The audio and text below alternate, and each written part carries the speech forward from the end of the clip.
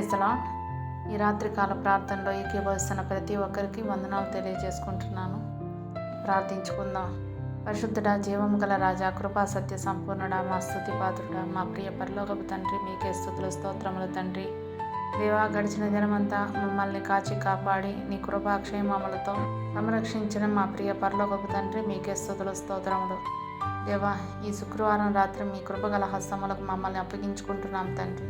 ఇప్పటి వరకు మీ కృపలో భద్రపరిచి నడిపిస్తున్న తండ్రి, మీకే కృతజ్ఞతాస్తుతులు చెల్లించుకుంటున్నాం. సర్వశక్తిమంతుడైన తండ్రి, ఈ రోజును బట్టి నీ కృతజ్ఞతలు.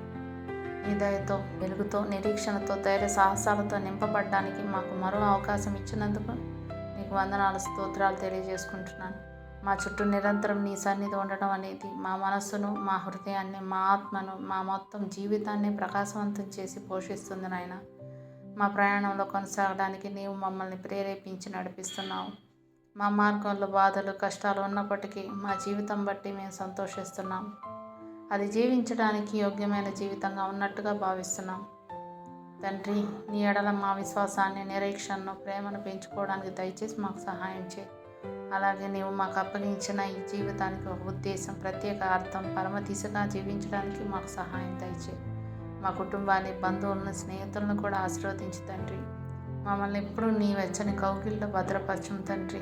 కొంతమంది బిడ్డల అనారోగ్యాలు, అప్పులు, ఆర్థిక సమస్యలతో సతమవుతూ నెమ్మది కోల్పోయారు తండ్రి. పాపానికి బానిసలైపోయి ఎందరో నెమ్మదిని కోల్పోతున్నారు దేవా. వారందరినీ జ్ఞాపకం చేసుకోండి. సమస్యలు తొలగించి సంతోష హృదయంతో మిమ్మల్ని స్తుతించే భాగ్యం దయచేయండి నాయన.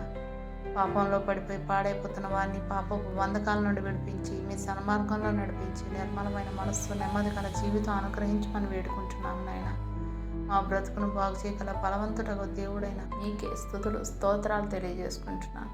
అయా, ఎంతోమందికి అబద్ధాలు అనేది ఒక అలవాటుగా మారిపోయాయి దేవా. ఊరికి అబద్ధాలతో పాపం చేస్తూ ఇతరులను మోసం చేస్తూనే ఉన్నారు నాయన.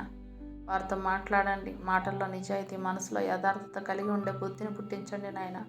మా మాటల వలన ఎవరికి అన్యాయం చేయకుండా, ఇతరుల మాటలు నమ్మి మోసపోకుండా తెలివి, జ్ఞానం మాకు ఇవ్వండి నాయన.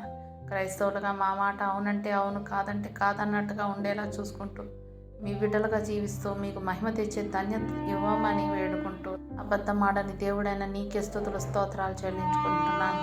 దేవా, మా ఆత్మీయ జీవితంలో మోకాళ్ళ మీద ప్రార్థనా జీవితం కలిగి మీ మీద ఆధారపడే జీవితం మాకు అనుగ్రహించి మిమ్మల్ని నిత్యం స్తుతించి ఆరాధించే జీవితం మాకు దయచేసి దీవించుము తండ్రి.